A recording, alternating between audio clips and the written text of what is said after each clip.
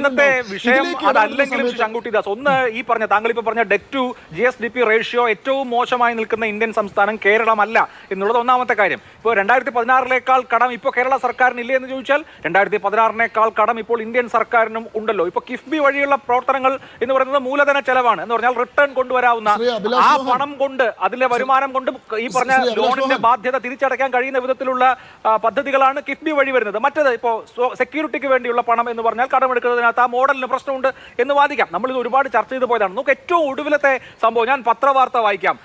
നോക്കൂ, ഈ കഴിഞ്ഞ ദിവസം വന്നാണ് നമ്മുടെ ഈ സാമ്പത്തിക വർഷത്തിലെ ലാസ്റ്റ് ക്വാർട്ടർ വരികയാണല്ലോ. കേരളത്തിന് 7000 കോടി കടമെടുക്കാമെന്നായിരുന്നു വിചാരിച്ചിരുന്നത്. പക്ഷേ 1838 കോടി മാത്രമേ എടുക്കാൻ അനുവദിക്കുന്നുള്ളൂ. പബ്ലിക് അക്കൗണ്ടിലെ 3 വർഷത്തെ ശരാശരി തുക മാനദണ്ഡമായി നിശ്ചയിച്ചിട്ടാണ് 1838 എന്നുള്ള നിലയിലേക്ക് ലാസ്റ്റ് ക്വാർട്ടറിൽ കേരളത്തിന്റെ കടം എടുക്കാൻ കഴിയുന്നത് കുറച്ചത്.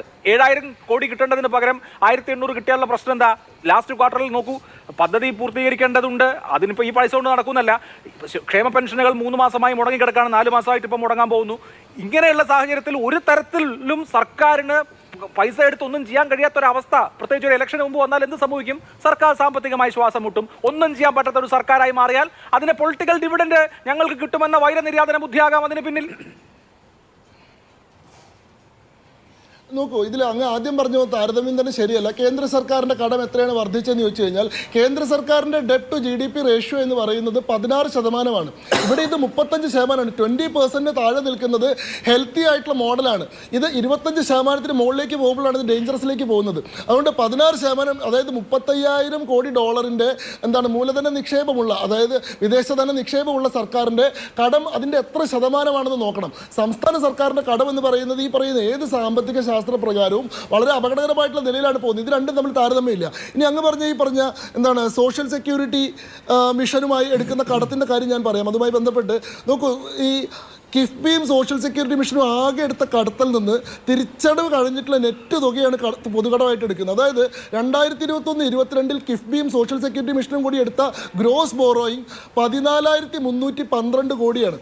ഇതിൽ തിരിച്ചടവ് നടത്തിയിട്ടുള്ള 1,750 കോടി കുറച്ചതിന് ശേഷമുള്ള നെറ്റ് ഓഫ് ബജറ്റ് ബോറോയിങ് ആയിട്ട് 12,560 കോടിയാണ് കേരളത്തിന് പൊതുകടത്തിലേക്ക് കൂട്ടിച്ചേർത്തിട്ടുള്ളത്.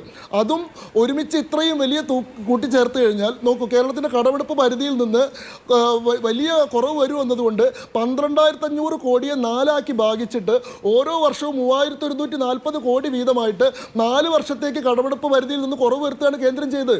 2022 ഡിസംബർ 12 ശശി തരൂർ ലോക്സഭയിൽ ചോദിച്ചിട്ടുള്ള ചോദ്യത്തിന് ഉത്തരമായിട്ട് ഈ കാര്യം കേന്ദ്ര സർക്കാർ വിശദീകരിക്കുന്നുണ്ട്. നെറ്റ് ഓഫ് ബജറ്റ് ബോറോയിങ് ആണ് പൊതുകടത്തിലേക്ക് ഉൾപ്പെടുത്തുന്നത്, അല്ലാണ്ട് നമ്മൾ ഈ പറയുന്ന പോലെ ഗ്രോസ് ഓഫ് ബജറ്റ് ബോറോയിങ് അല്ല. അപ്പോൾ ഇതുമായി ബന്ധപ്പെട്ട എല്ലാം തെറ്റായ കണക്കുകൾ നിരത്തിയിട്ട് സമൂഹത്തെ കബളിപ്പിക്കുന്ന കാര്യമാണ് ഇവിടെ ചെയ്തുകൊണ്ടിരിക്കുന്നത്. അപ്പോൾ ഞാൻ പറഞ്ഞു വന്നത് എന്താണെന്ന് വെച്ചാൽ, ഇതുമായി ബന്ധപ്പെട്ട് നിങ്ങൾ പാർലമെന്റിൽ നിങ്ങൾക്കൊരു MP ഉണ്ട്, ആരിഫ് എന്ന് പറയുന്നൊരു MP ഉണ്ട്. ആരിഫ് MP ഇതുമായി ബന്ധപ്പെട്ട് പാർലമെന്റിൽ എന്തുകൊണ്ടാണ് ഈ സംസ്ഥാനത്തെ സാമ്പത്തികമായിട്ട് ബുദ്ധിമുട്ടിച്ചുകൊണ്ടിരിക്കുകയാണെന്ന് പറയാത്തത്? നിങ്ങളത് പറയുന്നില്ല. നിങ്ങൾ പ്രധാനമന്ത്രി സംസ്ഥാനത്ത് വരുമ്പോൾ നിങ്ങൾ ഇതുമായി ബന്ധപ്പെട്ട് ഒരു വിഷയം അദ്ദേഹത്തിൻ്റെ മുന്നിൽ കൊണ്ടുവരുന്നില്ല. നിങ്ങൾ അദ്ദേഹത്തിന് നന്ദി പറയുന്നു, കേരളത്തിന് ചെയ്തു തന്നിട്ടുള്ള സേവനങ്ങൾക്ക് നിങ്ങൾ നന്ദി പറയുന്നു. പക്ഷേ വൈകുന്നേരം ചർച്ചയിൽ വന്നിരിക്കുമ്പോൾ നിങ്ങൾ പറയുന്നത് എന്താ? ഈ കേന്ദ്ര സർക്കാർ മുഴുവൻ വർഗീയവാദികളാണ്, ഇവർ കേരളത്തിൽ വരുന്നത് കേരളത്തെ ഏതോ തരത്തിൽ ദ്രോഹിക്കണമെന്നുള്ള ഉദ്ദേശത്തോട് കൂടിയിട്ടാണ്, ഇവരുടെ ഈ പരിപ്പൊന്നും ഇവിടെ വേവില്ല എന്നാണ്.